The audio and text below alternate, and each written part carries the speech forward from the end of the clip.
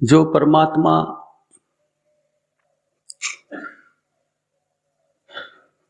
का रूप हम इस मृत्युलोक में देखते हैं, जहाँ चीजें मर रही हैं, तो एक हिस्सा तो परमात्मा का है जो मृत्यु में है, और एक दूसरा हिस्सा जो है परम का, ऊपर का, वो जो है परम का है।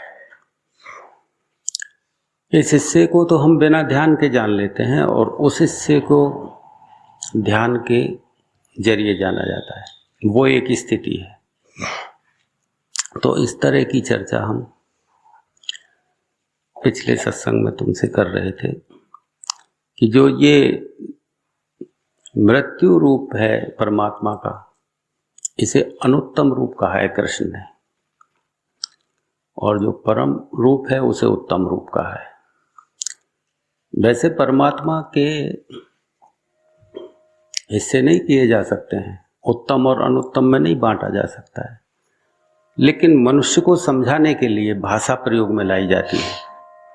ऐसा नहीं है कि परमात्मा टुकड़ों में है, लेकिन टुकड़े करके बताना पड़ता है, नहीं तो समझ में नहीं पड़ता।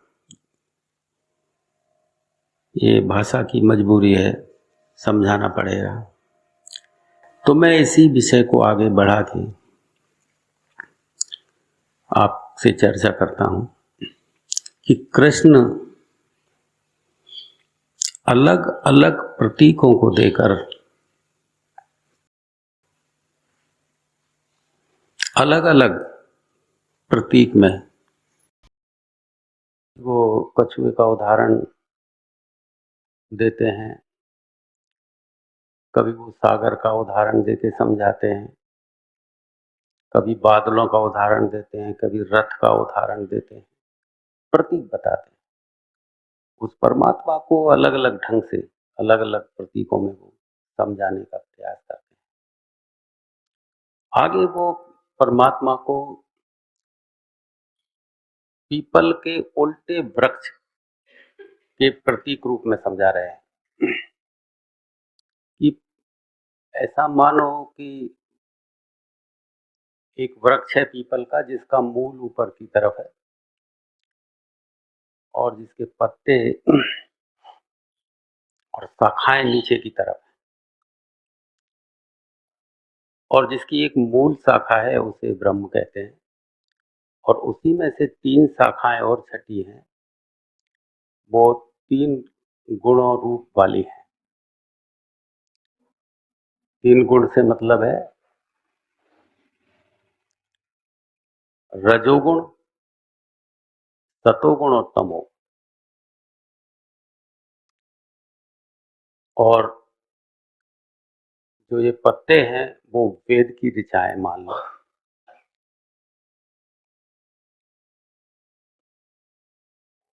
और जो ये 3 डाल जो रजोगुण, तमोगुण और रजोगुण, सतोगुण, तमोगुण है, इनकी कोपलें जो हैं वो देव, मनुष्य और तिर्यक योनि। तिर्यक का मतलब पशु पक्षी, कीड़े मकोड़े वगैरह, इस तरह से समझाया उन्होंने।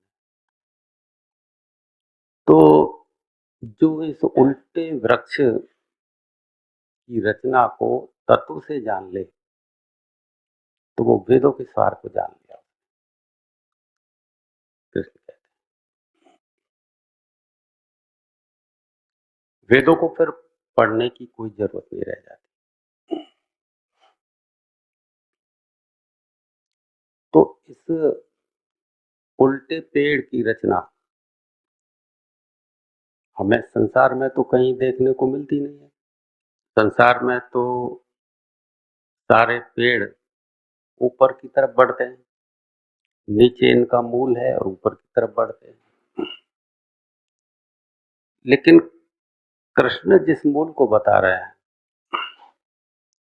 वो मूल ऊपर की तरफ है और उसका जो विस्तार है वो नीचे की तरफ है। तो ये मान के चलो, यदि हम इस तरफ से देखते हैं तो मृत्यु लोक प्रथम पड़ता है।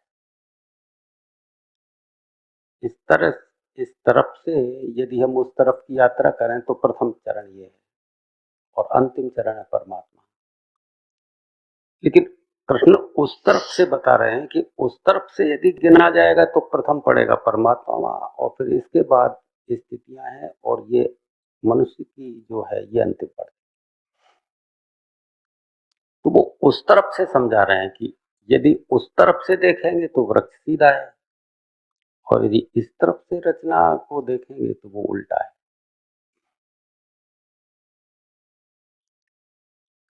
तो ये जो तीन डार हैं, एक मुख्य डाल तो है जो ब्रह्म, ब्रह्म से ये रचना, और जो तीन डाल हैं रजोगुण, सतोगुण और तमोगुण, इन तीनों के प्रतीक भी ब्रह्मा और विष्णु और महेश ये प्रतीक बना दिए,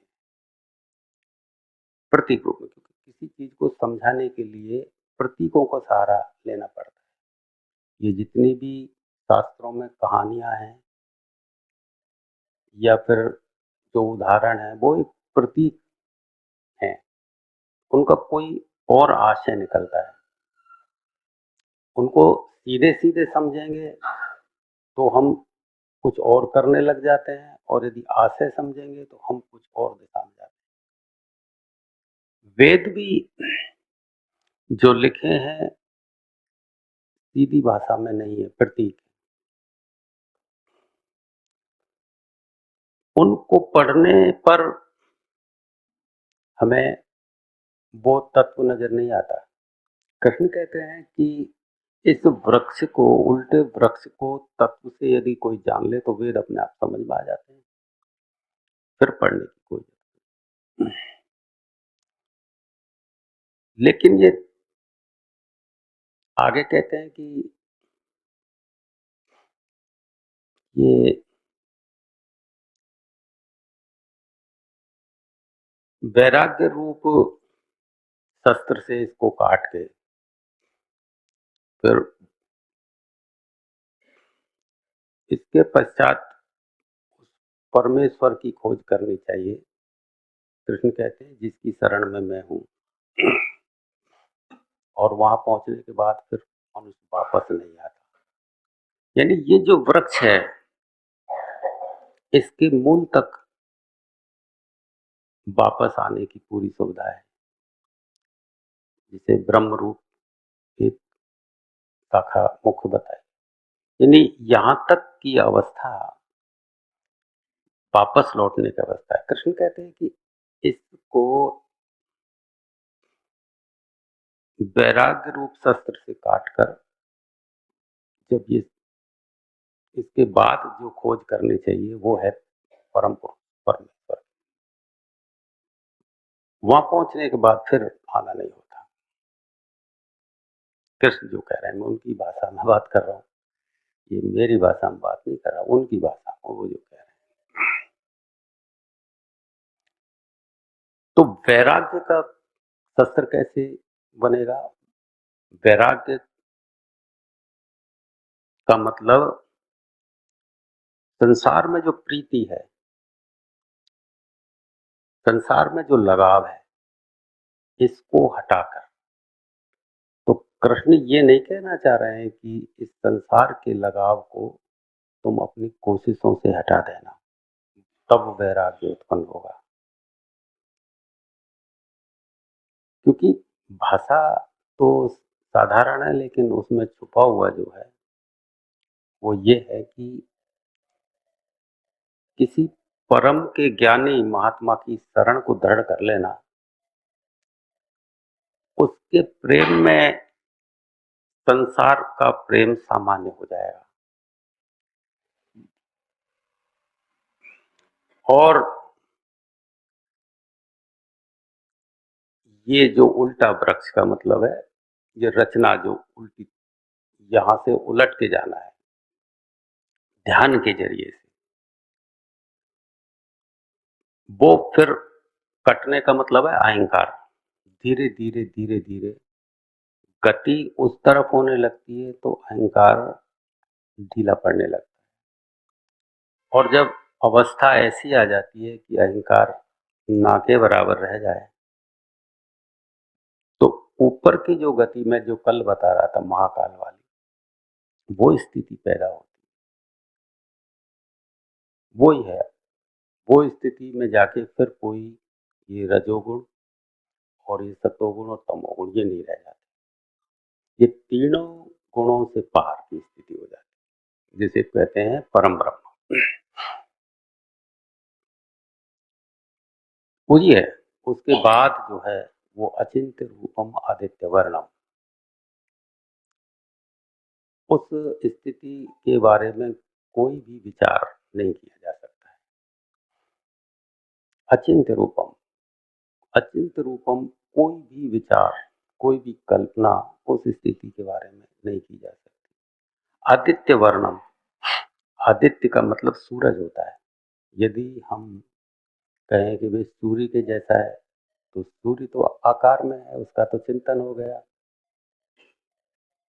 उसके बारे में तो कहा जाता है। उधर कहते हैं अचिंत्य रूपम, तो उसकी कल्पना ही नहीं की जा सकती, तो सूर्य की तो कल्पना हो गई। लेकिन यहाँ कृष्ण के पास शब्द छोटे पड़ गए, क्योंकि उस अलौकिक स्वरूप को कहना भी जरूरी था। तो एक प्रतीक रूप में उन्होंने सूरज को कहा आदित्य, आदित्य वर्ण, आदित्य माने सूरज नहीं, वो अलौकिक, वो दिव्य। उस अलौकिक दिव्य को केवल अंदर की आंख से देखा जा सकता है, बाहर की से नहीं। लेकिन प्रतीक इसलिए लिया सूरज का, क्योंकि आदमी सूरज को जानता है सबसे अधिक प्रकाश के रूप में। यदि सबसे अधिक प्रकाश है तो सूर्य का प्रकाश है। अचिंत्य रूपम आदित्य वर्णम, तो इस सबसे अधिक प्रकाश जहाँ से निकलता है उसका उदाहरण देके उन्होंने कह दिया कि अचिंत रूपम आदित्य वर्णम, के भाई उसको ऐसा मान लो। लेकिन वो एक दिव्य अलौकिक स्थिति है जिसे केवल अंतर्दृष्टि से जाना जा सकता है। जितने उदाहरण है शास्त्रों में वो प्रतीक रूप है, उनको पकड़ना नहीं है। इसलिए गुरु की शरण पे जोर दिया कि उस महापुरुष की शरण को इतना दृढ़ करो जिससे तुम्हें समस्त प्रतीक जो है समझ में आने लगे। वैराग्य भी समझ में ऐसे नहीं आएगा, वैराग्य भी तब समझ में आएगा जब अंदर चलेंगे। जब यहाँ का राग है ना, यहाँ का प्रेम सामान्य होने छूटेगा नहीं, सामान्य होने लगेगा। छूटता कुछ नहीं है, छूटने की भ्रांति है केवल। छूटता कुछ नहीं है, सामान्य होने लगती है चीजें। जो जबरदस्ती से हम बढ़ावा दे लेते हैं जिन चीजों को, वो चीजें अपनी अवस्था में आने लगती है। उसका ही मतलब है वैराग्य, उसका मतलब वैराग्य। तो वो जो कहते हैं उल्टे वृक्ष में तीन शाखाएं हैं, और उनकी ये रजोगुण, सतोगुण और तमोगुण, जिसे ब्रह्मा और विष्णु और महेश, यानी ब्रह्मा तो उत्पादन कर रहा है, बना रहा है, मतलब वो एक, ब्रह्मा का मतलब एक तरंग है जो निर्माण करने का कार्य, और एक तरंग है जो विनाश करने का कार्य करे। जैसे जन्म होता है तो धीरे धीरे करके वो मरता है कि नहीं होता, तो जन्म वाले को तो ब्रह्मा बोला, और वो मृत्यु को जो ले जाती है वही तरंग, उसको बोलते हैं हम शिव। और बीच की तरंग जो पालन पोषण की है वो हम जो है विष्णु।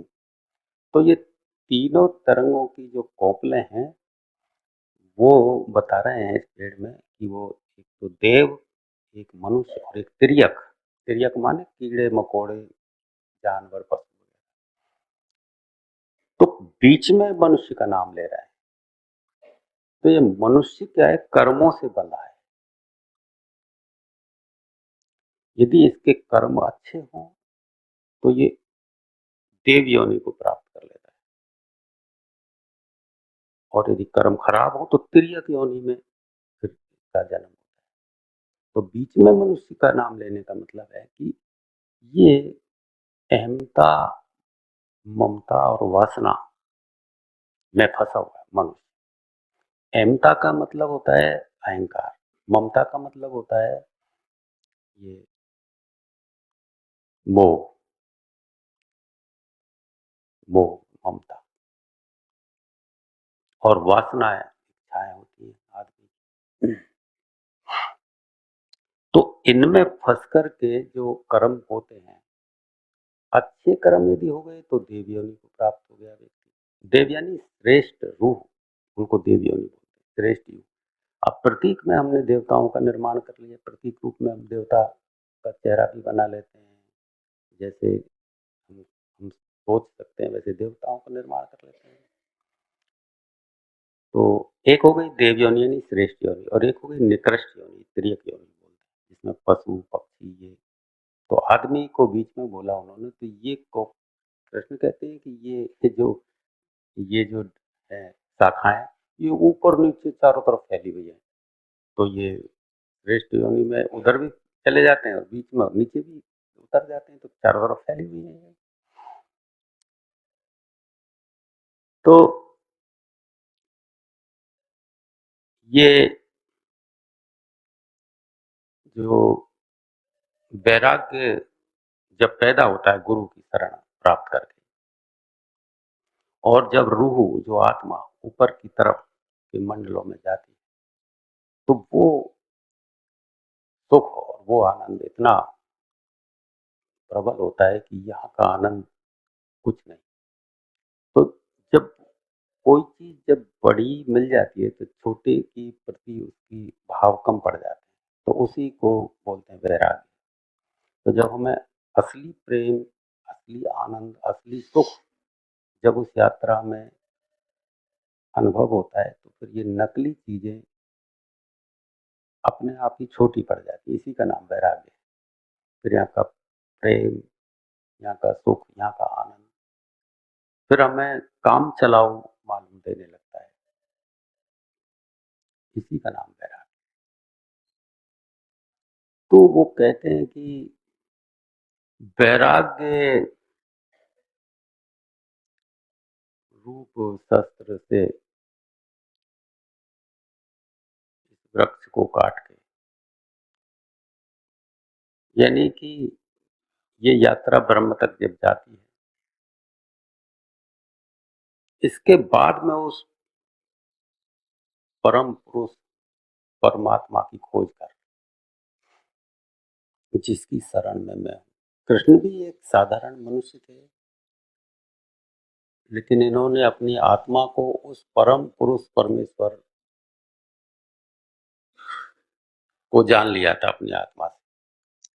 तो ये परमात्मा बन गए थे, परमात्मा हो गए। कोई भी व्यक्ति हर एक नाशवान में भी वो अविनाशी है। तो मनुष्य का शरीर नाशवान है, लेकिन इसमें वो अविनाशी छुपा हुआ है। उसको जब जान लेते हैं तो पूरे ही वृक्ष की जो रचना, पूरे वृक्ष को जो उल्टा वृक्ष बता रहे हैं पीपल का, इसकी रचना समझ में आ जाती है। पूरा प्रत्येक मनुष्य अविनाशी है। कैसे अविनाशी? तुम देखो, मनुष्य नाशवान होते हुए भी मैं उसे अविनाशी बोल रहा हूं कि परमात्मा अविनाशी है, तो उसकी रचना भी अविनाशी ही है। लेकिन ये जो शरीर है आकृति, ये नाशवान है। ये जो शरीर है ये नाशवान है, क्योंकि ये पैदा होता है और मरता है। हम इसे नाशवान कह सकते हैं। और ये जन्म और मृत्यु जो है ना, ये कभी खत्म नहीं होती है, कभी भी। जैसे परमात्मा कभी चुकता नहीं होता, खत्म नहीं होता, ये जन्म और मृत्यु भी कभी खत्म नहीं होती। ये भी सतत चलती है, इसलिए ये भी अविनाशी है। ये जन्म मृत्यु भी अविनाशी है, क्योंकि जो चीज खत्म ना हो उसे ही तो अविनाशी बोल सकते हैं। ये जन्म और मृत्यु, शरीर खत्म हो सकता है, शरीर मर सकता है, लेकिन जन्म मृत्यु कभी नहीं। ये शरीर मर गया तो दूसरा शरीर मिल जाएगा, वो भी मरेगा, फिर तीसरा शरीर मिलेगा, उसका जन्म होगा, वो भी मरेगा। तो ये जन्म भी और मृत्यु ये अनंत है, और परमात्मा भी अनंत है, क्योंकि अनंत का अंतिम छोर भी अनंत ही होता है। लेकिन ये शरीर मरता है, इसलिए हम इसे नाशवान बोल देते हैं। तो इस नाशवान में जो छुपा हुआ है, उसे जान के तो ब्रह्म के पार की जो अवस्था है उसको खोज लें, तो वो है निवृत्ति की। वही है, उसी को कहते हैं न तद्भासते न सूर्यो न शशांको न पावक, यद गत्वा निर्वतन्ते तद्धामम परमम मम। वो ही है निवृत्ति का धाम, जिसके बारे में कुछ भी नहीं कहा जा सकता। कृष्ण कुछ नहीं कह रहे उसके बारे में, कुछ चर्चा ही नहीं कर रहे। सारी चर्चा ब्रह्म से नीचे की है, ऊपर की कोई चर्चा नहीं। वेदों में भी जिस स्थिति को नेति नेति कहा कि ना, कि भाई ये जितना भी लिखा जा सकता है या सुनाया जा सकता है, इसके पार, यानी कि ये नहीं, नेति नेति का मतलब ये भी नहीं है और ये भी नहीं है। यानी तुम पढ़ोगे वो भी नहीं है और सुनोगे वो भी नहीं। चाहे जितना कोई सुना ले, जितना कोई लिख ले, जितना, चाहे वेद है, चाहे उपनिषद है, चाहे शास्त्र है, ये भी नहीं है। तो नेति नेति का मतलब कुछ नहीं, ये भी नहीं हो रही। तो इसके पार की अवस्था है। तो ये जिन्होंने वेद लिखे हैं, अपने अनुभव से, तो ऐसा नहीं था कि वो उस पार की अवस्था को नहीं जानते थे। वो भी उस पार की अवस्था को जानते, वो भी पूर्ण महापुरुष थे। लेकिन जितना लिखने में आ सकता था उतना उन्होंने लिख दिया। ऐसा नहीं है कि वो जानते नहीं थे और उन्होंने जितना जाना उतना लिख दिया। पूरा जानते थे, पूर्ण पुरुष थे, लेकिन जितना लिखने में आया वो लिख के चले गए कि इन इशारों से कोई महापुरुष आएगा तो वो दूसरे अज्ञानी लोगों को समझा देगा कि भाई देखो, इस शरीर से अलग, इस रचना से अलग भी कोई अंदर की रचना है, जिसे तत्व से जानना बोलते हैं। ध्यान से जानना, तत्व से जानना। तो इशारों से समझा देंगे कि भाई एक रचना अंदर है, वही, उस रास्ते से जाओगे तो तुम्हारा निज स्थान, जो तुम्हारा मूल स्वरूप है, वो समझ में आएगा, और वही है मोक्ष, वही है कल्याण। वहां से कई आत्माएं फिर वापस नहीं आती, वही कल्याण है। तो जितनी जल्दी अंदर प्रवेश करने की हो जाए उतनी जल्दी है, नहीं तो फिर ये जन्म और मृत्यु का चक्र तो कभी समाप्त नहीं होता। ये तो अनंत अनवरत चलेगा। करोड़ों जन्म यूं ही बीत जाएंगे, फिर कोई संयोग बैठता है। तो ये दौड़ भाग तो महात्माओं की तलाश में लगानी चाहिए ज्यादा, क्योंकि वो उस परम तत्व को जानते हैं। उनकी शरण दृढ़ यदि हो जाए, बस, इससे ज्यादा कोई भी ज्ञान करने की जरूरत नहीं है। ना कोई विधि है, ना कोई और कोई उपाय है। कोई उपाय, कोई विधि काम नहीं आती है। कोई भी उपाय और कोई भी विधि से उस रास्ते पे नहीं चला जा सकता। इसीलिए कृष्ण कहते हैं कि भाई देखो, यदि उस रास्ते पे कोई चले तो महात्माओं की खोज कर ले। जो तत्वदर्शी महात्मा है, उनके पास जाके बैठे, सेवा करे और उनसे एक रूप होने की कोशिश करे, तो अपने आप वो ज्ञान उतर जाएगा और उस रास्ते पे चल पड़ेगा साधक। तो इस बात को वो क्यों कह रहे थे कृष्ण अर्जुन से कि महात्माओं की खोज करे? वो तो खुद ही समर्थ थे, वो तो खुद ही अर्जुन को ये ज्ञान करा रहे थे। वो ऐसा इसलिए कह रहे थे क्योंकि गीता उन्होंने एक अर्जुन के लिए ही नहीं बोली थी, मानव जाति के लिए बोली। तो अभी तो क्या है कि कृष्ण मौजूद हैं तो वो अर्जुन को करा रहे हैं ज्ञान। यदि वो मौजूद ना रहे तो गीता तो रहेगी, तो लोग तो ये सोच सकते हैं कि भाई अब कृष्ण नहीं है तो कल्याण होगा ही नहीं।